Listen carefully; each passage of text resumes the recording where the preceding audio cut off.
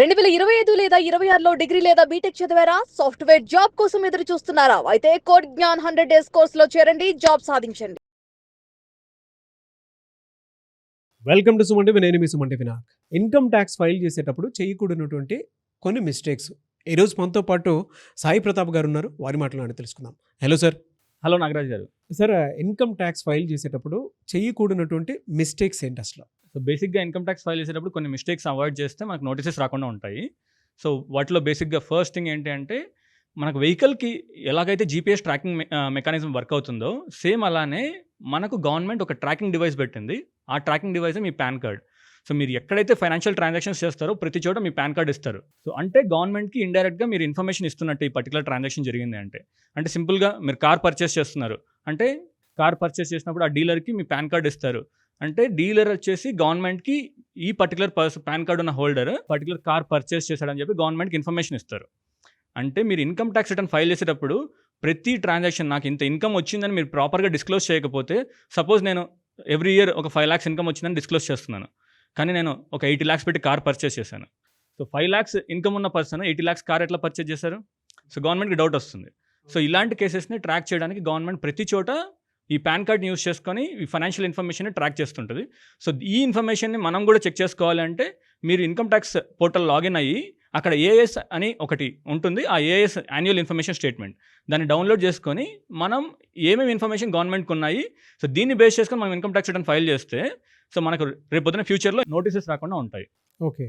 Second చేయకూడని mistake ఏంటి అంటే, చాలామంది సాలరీడ్ ఎంప్లాయీస్ వాళ్ళ కంపెనీలో డిడక్షన్స్ డిస్క్లోజ్ చేయకుండా ఇన్కమ్ ట్యాక్స్ రిటర్న్ ఫైల్ చేసేటప్పుడు డిడక్షన్స్ డిస్క్లోజ్ చేస్తారు. ఎలాంటివి అంటే హెచ్ఆర్ఏ డిడక్షన్ అంటారు. హెచ్ఆర్ఏ ఎగ్జంప్షన్ వస్తుంది. అంటే వాళ్ళు ఏదైతే రెంట్ పే చేస్తున్నారో ల్యాండ్ లార్డ్కి, ఆ రెంటల్ ఎక్స్పెన్సెస్ బేస్ చేసుకొని వాళ్ళకి ఎగ్జంప్షన్ క్లెయిమ్ చేసుకోవచ్చు. ఈ ఇన్ఫర్మేషన్ వాళ్ళ ఎంప్లాయర్కి డిస్క్లోజ్ చేయకుండా, అంటే వాళ్ళ కంపెనీలో డిస్క్లోజ్ చేయకుండా ఇన్కమ్ ట్యాక్స్ రిటర్న్ ఫైల్ చేసేటప్పుడు డిస్క్లోజ్ చేస్తుంటారు. సో ఇలా చాలా డిడక్షన్స్ అనేవి ఇన్కమ్ ట్యాక్స్ రిటర్న్ ఫైల్ చేసేటప్పుడు డిస్క్లోజ్ చేస్తారు. సో డిస్క్లోజ్ చేయడంలో తప్పు లేదు, కానీ గవర్నమెంట్ ఏమనుకుంటుంది అంటే ఈ పర్టికులర్ ఇన్ఫర్మేషన్ ఏదైతే వాళ్ళు తర్వాత డిస్క్లోజ్ చేస్తారో ఇన్కమ్ ట్యాక్స్ రిటర్న్ ఫైల్ చేసేటప్పుడు ఈ ఇన్ఫర్మేషన్ ప్రాపర్గా ఉందో లేదో అని చెప్పేసి గవర్నమెంట్ చాలామందికి ర్యాండమ్గా నోటీసెస్ పంపిస్తుంది. ఏంటి అంటే, సో మీరు ఏదైతే డిడక్షన్స్ క్లెయిమ్ చేస్తారో ఆ డిడక్షన్స్ రిలేటెడ్ మీకు ఏవైతే ప్రూఫ్స్ ఉన్నాయో మాకు సబ్మిట్ చేయండి. ఇన్ కేస్ ఆ ప్రూఫ్ జెన్యూన్ అయితే మేము మీకేం ప్రాబ్లం లేదు, జెన్యూన్ కాకపోతే మీకు హ్యూజ్ డిమాండ్ ఇష్యూ చేస్తారు.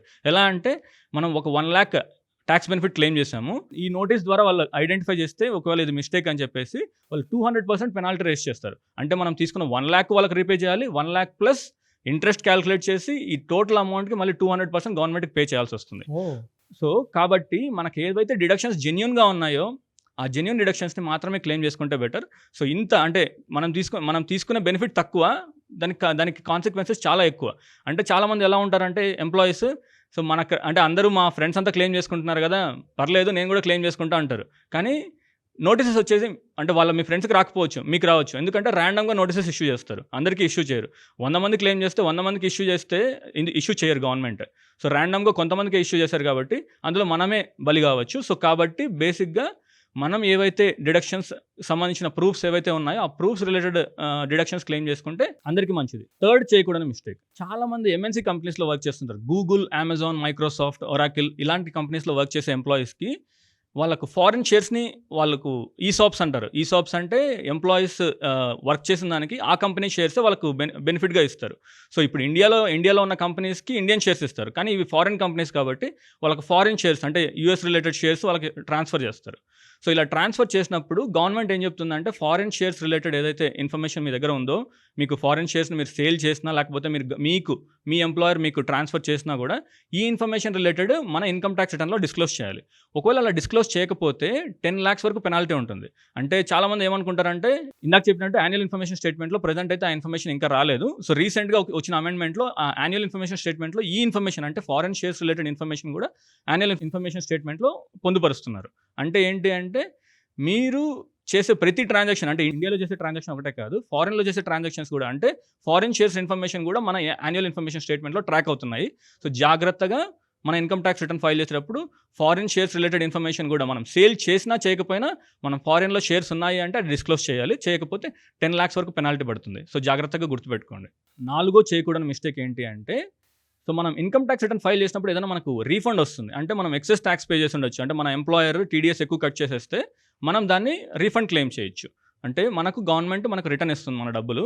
సో ఇలా రీఫండ్ క్లెయిమ్ చేసే ముందు మనం ఫస్ట్ థింగ్ చేయాల్సిన పని ఏంటి అంటే, సో మన బ్యాంక్ అకౌంట్, మన ఇన్కమ్ ట్యాక్స్ పోర్టల్‌లో మీకు ఏ బ్యాంక్‌లో అయితే రీఫండ్ రావాలో ఆ బ్యాంక్ అకౌంట్ మనం వాలిడేట్ చేయాలి. అంటే వాలిడేషన్ అంటే ఏంటి అంటే, మనం bank IFSC code, bank account number ఇవన్నీ డీటెయిల్స్ ఎంటర్ చేస్తే, సో ఇన్కమ్ ట్యాక్స్ పోర్టల్ అనేది మన బ్యాంక్ సర్వర్‌తో మ్యాచ్ చేసుకొని, ఈ పర్టిక్యులర్ పాన్ కార్డ్ ఉన్న హోల్డర్, ఈ పర్టిక్యులర్ నేమ్ ఆ బ్యాంక్‌తో మ్యాచ్ అయితే వాలిడేషన్ సక్సెస్‌ఫుల్ అవుతుంది. సో ఇలా సక్సెస్‌ఫుల్ అయితేనే మీకు రీఫండ్, మీరు ఇన్కమ్ ట్యాక్స్ ఫైల్ చేసిన తర్వాత మీకు రీఫండ్ క్రెడిట్ అవుతుంది. అంటే ఎందుకు గవర్నమెంట్ ఇలా చేస్తుందంటే, సో నేను మీ ఇన్కమ్ ట్యాక్స్ రిటర్న్ ఫైల్ చేసేటప్పుడు ఎవరో ట్యాక్స్ రిటర్న్ ప్రిపేరర్ ఫైల్ చేస్తారు. అంటే ట్యాక్స్ కన్సల్టెంట్ ఎవరో ఫైల్ చేస్తారు. సో ఫైల్ చేసినప్పుడు సో రీఫండ్ అనేది వాళ్ళ అకౌంట్ కూడా పెట్టుకోవచ్చు కదా. ఎవరు పడితే వాళ్ళ అకౌంట్ క్రెడిట్ కాకుండా గవర్నమెంట్ ఏం చేస్తుందంటే, సో బ్యాంక్ సర్వర్స్‌తో మనకు బ్యాంక్‌లో ఉన్న ఇన్ఫర్మేషన్‌కి, ఇన్కమ్ ట్యాక్స్‌లో ఉన్న ఇన్ఫర్మేషన్‌కి మ్యాచ్ అయితేనే బ్యాంక్ అకౌంట్ వాలిడేట్ అవుతుంది. అలా ఓకే. బ్యాంక్ అకౌంట్ వాలిడేట్ అయితేనే మీ ఇన్కమ్ ట్యాక్స్ రీఫండ్ మీకు క్రెడిట్ అవుతుంది. సో ఇది జాగ్రత్తగా గుర్తుపెట్టుకోండి. ఒకవేళ మీరు ఇన్కమ్ ట్యాక్స్ రిటర్న్ ఫైల్ చేసే టైంకి మీ బ్యాంక్ అకౌంట్ వాలిడేషన్ అవ్వకపోతే మీ రీఫండ్ అనేది డిలే అవుతుంది. ఫిఫ్త్ చేయకూడని మిస్టేక్, సో చాలామంది ఇన్కమ్ ట్యాక్స్ రిటర్న్ ఫైల్ చేసిన తర్వాత సబ్మిషన్ వరకు ఆగిపోతారు. సబ్మిషన్ అని వేరు, లాస్ట్ ఫైనల్ ఈ వెరిఫికేషన్ వేరు. సో ఈ వెరిఫికేషన్ అంటే ఏంటి అంటే, మనం రిటర్న్ సబ్మిట్ చేసిన తర్వాత వితిన్ 30 days లోపు మన ఆధార్కి లింక్ అయిన మొబైల్ నెంబర్కి ఓటీపీ వస్తుంది. ఆ ఓటీపీని ఇక్కడ ఎంటర్ చేస్తే, సో అప్పుడు రిటర్న్ సక్సెస్ఫుల్గా గవర్నమెంట్కి ఫైల్ చేసినట్టు. అప్పటి వరకు రిటర్న్ ఫైల్ అవ్వనట్టు. అంటే చాలామంది ఏం చేస్తారంటే, ఎప్పుడో రిటర్న్ ఫైలింగ్ డేట్ అయిపోయి ఉంటుంది, return filing due date. So తర్వాత ఎప్పుడో వాళ్ళకి నోటీస్ వస్తుంది గవర్నమెంట్ నుంచి, సో మీకు పెనాల్టీ కట్టాలని. ఎందుకు పెనాల్టీ కట్టాలని అప్పుడు చెక్ చేస్తే, వాళ్ళు ఇన్కమ్ ట్యాక్స్ రిటర్న్ సబ్మిట్ చేశారు కానీ లాస్ట్లో ఈ వెరిఫికేషన్ పెండింగ్ ఉంటుంది. సో ఈ వెరిఫికేషన్ ఫైల్ చేస్తేనే ఇన్కమ్ ట్యాక్స్ రిటర్న్ ఫైల్ చేసినట్టు. సో ఈ మిస్టేక్ని అవాయిడ్ చేయండి. ఎనీవేస్ థ్యాంక్ యూ అండి. Thank you so much for your information sir. ఎందుకంటే చాలామందికి ఉపయోగపడేటువంటి అంటే వ్యాలిడ్ ఇన్ఫర్మేషన్ ఇది.